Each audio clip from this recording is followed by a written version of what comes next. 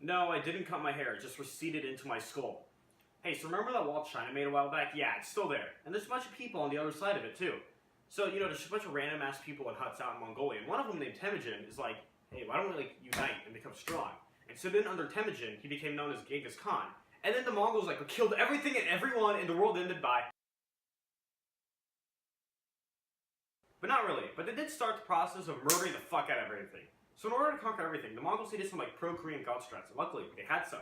So some of these were, like, fake retreats, hit-and-run tactics, and, like, yeeting a bunch of dead people over city walls, and, like, pronged horse attacks. And, like, the Mongols were, like, really, really good at horsing around. Like, they were so good that they could even ride horses and, like, shoot bows at, like, the same time.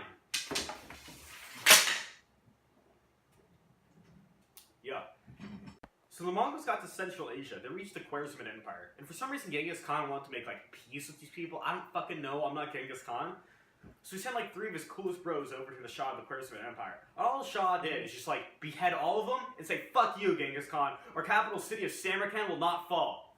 So Genghis Khan got this, and he's like, challenge accepted. And he fucking destroyed Samarkand in 3 days. But don't worry about the Shah of the Khwarezmian Empire.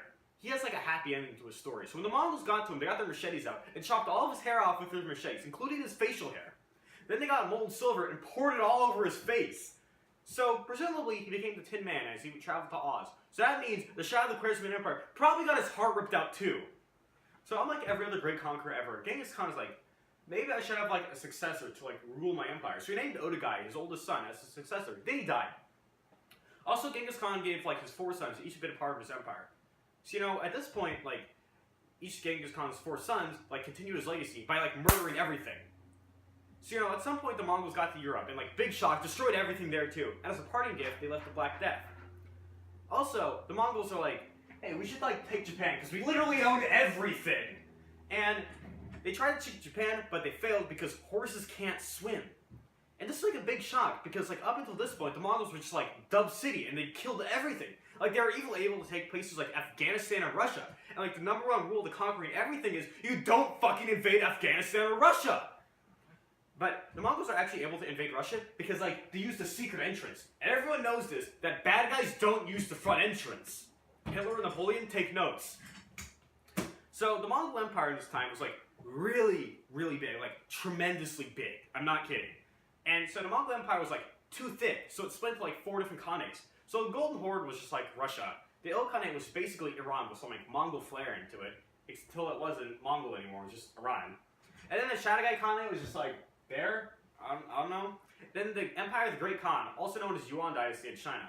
So the Yuan Dynasty in China was, like, famous because a white guy visited there this one time. It was actually the first non-Chinese people to actually take over China. And the Yuan Dynasty was also tolerant of Muslims and other people. And so, like, Muslim engineers built things like the trebuchet in China, so they can fling even more dead people over walls. So eventually, because of the split into, like, 4 different khanates, each, like, government became, like, gradually weaker until they collapsed. So, you know, there's a bunch of rebellions of poor-ass farmers in China, and it toppled the Yuan Dynasty. And then Russians figured out how to ride bears shirtlessly and told the Golden Horde to get the fuck out. And then the Ilkhanate forgot they were actually Mongols and just became Iran again. And then the Chagatai Khanate changed his name to Barry, where he moved to upstate New York, where he currently works at a gas station.